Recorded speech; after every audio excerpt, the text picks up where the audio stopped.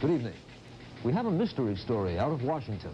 5 people have been arrested and charged with breaking into the headquarters of the Democratic National Committee in the middle of the night. The Democratic National Committee is located in the Watergate office building. The burglars forced a stairwell door, then taped its latch open. The door, now part of police evidence, was noticed by one of the guards employed by the Watergate complex. At first, the police found nothing. Then they spied 5 men crouching behind some desks.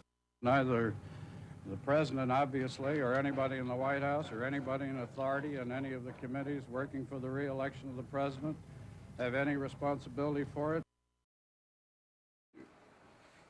Hey guys, today we're going to talk about one of the biggest scandals in American history, the Watergate scandal. The big question that we're going to try and answer today is, how did the Watergate break-in and the subsequent cover-up influence the course of American history? So let's do this.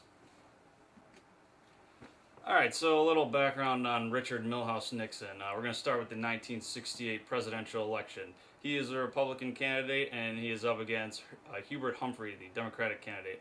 This is one of the closer elections in American history, and he just barely squeaks it out. He barely wins the popular vote.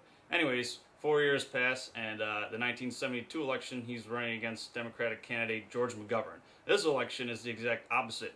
He wins it in an absolute landslide. If you want to check out the cool graphic I have up here. Alright, so now I know you all want to hear about the actual scandal. Okay, so it happens on June 17th, 1972. 5 burglars break into the Democratic National Convention Center in Watergate. These 5 burglars are found by a security guard who passes by a door and the security guard sees a little piece of duct tape holding the door, keeping it from locking. So he walks by that, and the 5 men are arrested. Many of them with ties to the Nixon administration, one of them a former CIA operative. At the time, Nixon doesn't even know about the break-in, allegedly, and the men were actually sent by a group in his administration known as CREEP. Alright, when Mr. Nixon heard about the scandal, he did as any righteous man in his position of power would do. He tried to cover it up. The taping system at the White House tapes every conversation non-stop. So this would have been the smoking gun that they needed to prove that he was guilty. However, the tapes were tampered with, and 18 minutes of them were actually completely blank. This was attributed to his secretary, who said that she damaged them. Right. Alright, so even without the tape, the scandal is still released to the public from the help of reporters Bob Woodward and his buddy Bernstein. These guys were able to get it out to the public, who were outraged about the situation.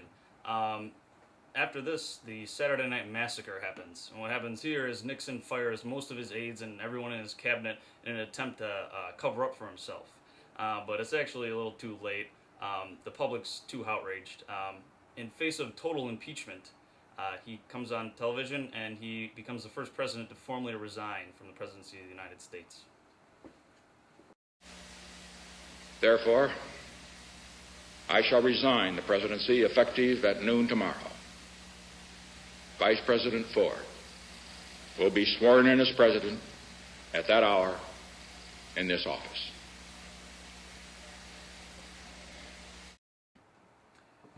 So what happens next? President Ford takes over. He's oftentimes called the accidental president. He gives Nixon a full pardon. So Nixon never goes on trial, and this outraged the public, and his approval ratings plummet. After him, Jimmy Carter takes over, who the public absolutely love.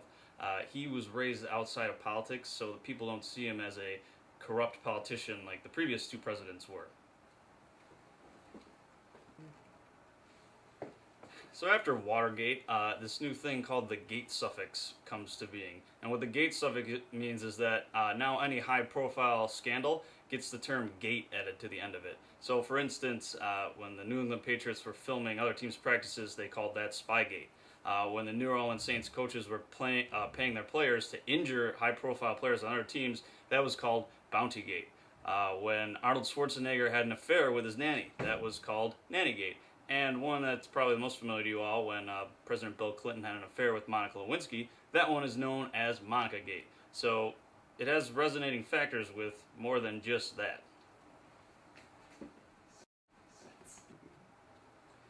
All right, so to revisit our main question, how did the Watergate scandal affect the course of American history? Well, our first thing, it affected the next two presidencies with Ford and Carter. People hated Ford for pardoning Nixon, and then Carter came in pretty much to save the day because he was way different than the previous two presidents. We also have the Gate suffix that starts to get added to every high-profile scandal. And overall, people right after Watergate had a general distrust of their government.